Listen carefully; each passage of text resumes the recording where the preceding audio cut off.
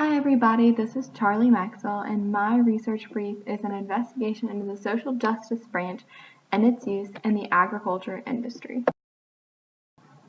I picked this branch because the social justice branch is one of the branches I had the least exposure to before this class, and I wanted to know more about it and how it's being used. Our current culture and events in recent years has put a new or maybe just a brighter spotlight on social justice issues in every industry and aspect of our culture, and I really just wanted to see how the agriculture industry is involved, mainly if there have already been research projects using these evaluation methods within the social justice branch, or if there are ways that we could be looking at social justice branch methods in agriculture. Here is a quick introduction or review of the basics for the social justice branch. It's within the transformative paradigm, which is one of the last ones that we read about, and its ethics sit on 4 basic principles for the whole branch, and it's the importance of being culturally respectful, the promotion of social justice, the furtherance of human rights, and addressing inequities. This branch also focuses on the viewpoints of marginalized groups, which are people or groups who are put or kept in a powerless or unimportant position within their society or the group. And this branch also uses mixed methods, which is one of the reasons that it appeals to me, and it also aims to further social justice and human rights. There are many evaluation approaches within the social justice branch, but I wanted to focus on 4 of them that I think have maybe already been used in the agriculture industry or need to be. The first one being deliberative democratic evaluation, or DDE. This evaluation approach has 3 methodological requirements, which include all relevant interests need to be included. The evaluation process is dialogical to identify interests of stakeholders. And finally, the evaluation results are deliberated by pertinent stakeholders. The second one to explore being the critical race theory evaluation. And in this one, theorists operate with a lens of race and/or ethnic discrimination in order to see the effects of racism on community services provided to those of color. Then the culturally responsive evaluation, which the focus is determined with a conscious awareness of diversity, and evaluators match those diverse dimensions.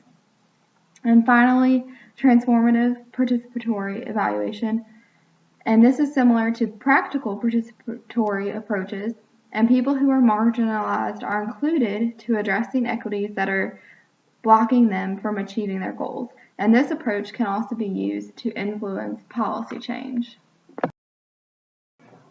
These are some of the areas of agriculture that I think there's potential for the social justice branch to be used. The first one being beginning farmers. We have an aging population of farmers in the United States, and these beginning farmers coming in have a unique group of challenges and hurdles when they're entering into this industry that can definitely be evaluated more and investigated into how to get them past those hurdles and to have a sustainable future. The second being minorities in agriculture, and the minority group is going to change depending on what area you're in.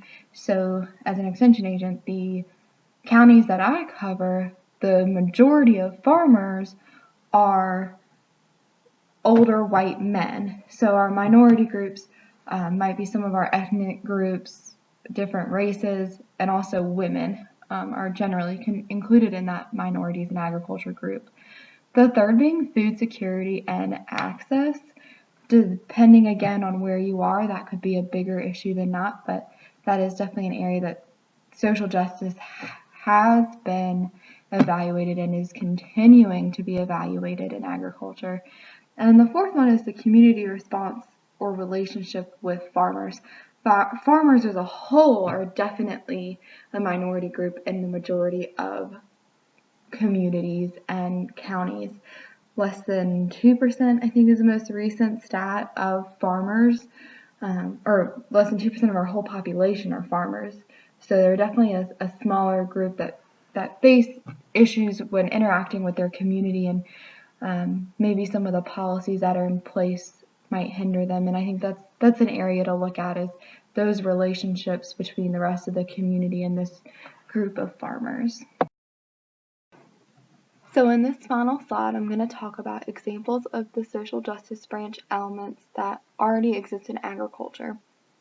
And these examples might not outright say which evaluation method they were using because of the social justice branch, or that they're part of the transformative paradigm, but they consist of a common theme and elements that align with the social justice branch.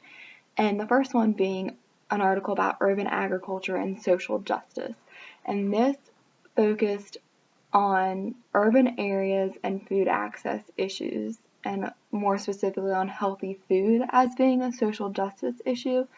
And they talked about programs that are in place and how successful they've been in the Massachusetts area. So that was a really good article about programs that are in place to tackle social justice issues in an urban area regarding to agriculture. The second one is a French perspective on social justice in agriculture, and they also talk about the United States a little bit too, but they mostly focus on the transition from having so many small family farms to a smaller number of farms that are bigger, and the impact that's had on the agriculture industry and any social justice issues that have come along the way. The third one is social justice and sustainable agriculture, and this is a little bit of an older article, but it kind of talks about the history of sustainable agriculture and the platform it's on, and whether or not social justice should be used as the driving force for support in sustainable agriculture, and it definitely touches more on the political side of agriculture and the social justice issues within it. The last one is agrarian reform in Cuba, which is an interesting article discussing how the policies in place in Cuba regarding agriculture were helping to tackle some of the social justice issues and having equal access to food for Cubans, which will be a very interesting article to explore. All of these contain elements that we could expand upon in the future for specifically using evaluation methods within the social justice branch, and I think it'll be interesting to see as the years go on if there are more social justice studies, programs, and evaluation for agriculture and our food system.